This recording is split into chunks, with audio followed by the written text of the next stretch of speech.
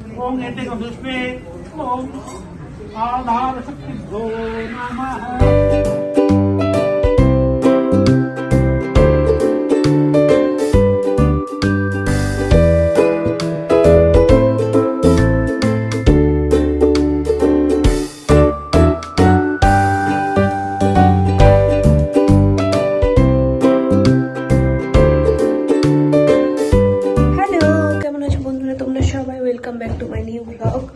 চলে এসেছি একটা দারুণ ব্লগ নিয়ে তোমাদের সঙ্গে কয়েকটা ক্লিপ শেয়ার করবো। আই থিঙ্ক তোমাদের ব্লগটা ভালো লাগবে।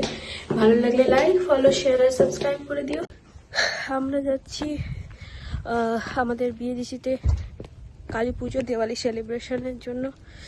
তো এটা একটা আলাদা হলে হবে, কনভেনশনাল সেন্টার, মিড ওয়েস্টার্ন না কি ছিল ওটা, হ্যাঁ, তো ওখানে হবে। তো আমরা এখন বাজে 12টা, একটা বলছি 2টো বাজতে যায় অলমোস্ট। আমরা বেরোচ্ছি এখন, ইভিনিংয়ে প্রোগ্রাম, তাই লেট করেই বেরোচ্ছি। চলো,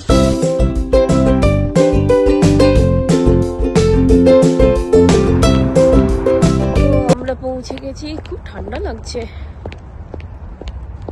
এখানে এসে, ঠান্ডা লাগছে, তখন ঠান্ডা লাগছে।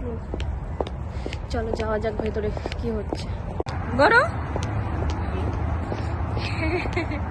কালী পুজোটা যেহেতু ইভিনিংয়ে হয়, তো আমরা সবাই ওই লাঞ্চের পরে বেরিয়েছিলাম। আর ইভিনিংয়ে ছিল প্রোগ্রাম, পুজো প্লাস প্রোগ্রাম ছিল।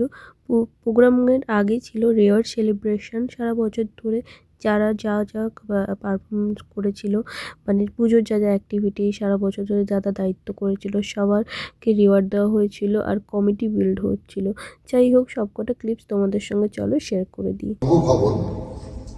It's a fixed cost. You will incur that. So how do you set aside for the money?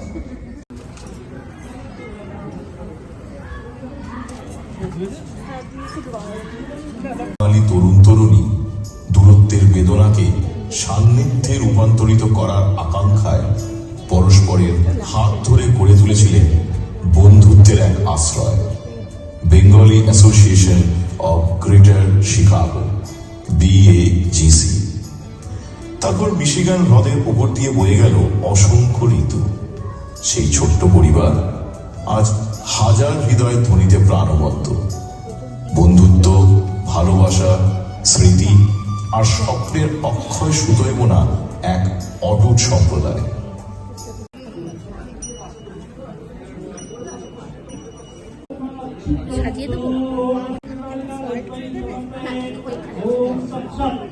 Puja complete হয়ে যাওয়ার পরে আমার উপর দায়িত্ব ছিল প্রসাদ বিতরণীতে কিছুটা হেল্প করে দেওয়ার জন্য। তাই এখানে প্রসাদ বিতরণীতে আমি কিছুটা হেল্প করলাম। ভীষণ মজার সুধী নাটক নেত্যকালী ও তেনারা। So please sit back, relax and enjoy the show. চিন্তা করবেন না, এই ভূতরা ভয় দেখাবে না। প্রসাদ খাওয়ার পর, স্ন্যাক্স খাওয়ার পর আমরা চলে এসেছিলাম অডিটোরিয়ামে। অডিটোরিয়ামে একটা শ্রুতি নাটক হয়েছিল, চলো শেয়ার করি ক্লিপস। আগে কখনো খাইনি। ইলিশের স্বাদের সাথে লাউয়ের ফ্লেভার যেন ফাউয়ের মতো মুখের মধ্যে নৃত্য করছে। এ বাবা, আপনার নামের আদবটা বলে ফেললাম যে মা, মাফ করবেন। সে ঠিক আছে, ওগুর বাড়ি হলো আমাদের বাড়ি থেকে ওই জুড়ি গাড়িতে অন্তত 3.25 কোষ পথ।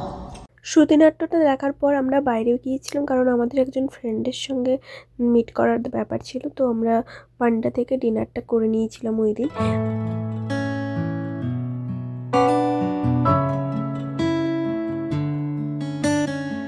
তারপর ডিনার করে দৌড় দিলাম, কারণ ব্যান্ডের প্রোগ্রাম ছিল, তো মিস করা কোনোভাবেই যাবে না।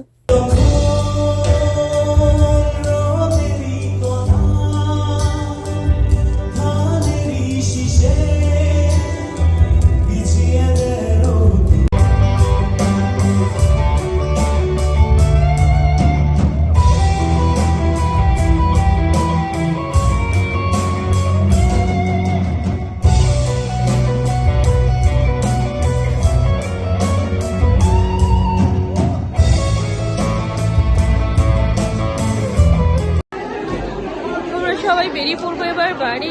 6 বছর মতো প্রোগ্রাম শেষ দিয়ে দিচ্ছি। নেক্সট ইয়ারে আবার শুরু হবে সরস্বতী পুজো দিয়ে। বাট আনফর্চুনেটলি ব্লগটা আমি সরস্বতী পুজোর পরেই আমি আপলোড করলাম। যাই হোক, এই ছিল ব্লগ। কেমন লাগলো তোমরা অবশ্যই কিন্তু কমেন্টস করে জানিও। ভালো লাগলে লাইক, ফলো, শেয়ার আর সাবস্ক্রাইব করো। চলো নেক্সট ব্লগে দেখা হচ্ছে। আর কয়েকটা ফটো তোমাদের সঙ্গে শেয়ার করলাম ওই কালী পুজোর সময়, যেগুলো আমি তুলেছিলাম। চলো, টাটা।